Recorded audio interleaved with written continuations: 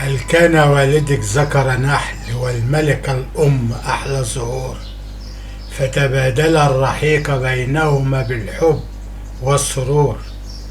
فجئت خليط أنت من رحيق وعسل الزهور،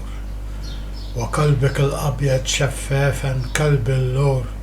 على شكل أنثى وينبوع سرور،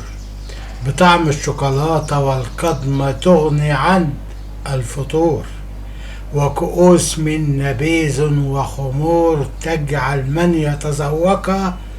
سكرانا مخمور. فيا حظ من كان بين ذراعيك مغمور، وحظي قد ابتسم لقائي بسليلة الزهور،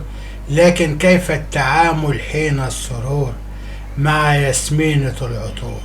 مع السطح المسكون والنرجس بين الزهور، مع الضفائر الحالمة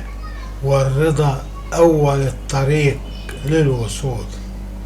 مع التوت الملون بالأربعة فصول،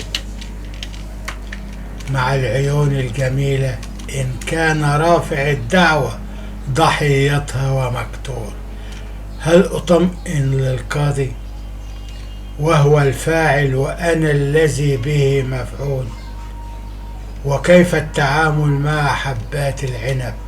يصيبها من فم الذهول، وكأس بعد الكأس يصير الزاهد مفتون، وأراني أزداد إثارة وجنون، ولا أفرق بين الرمان والزيتون،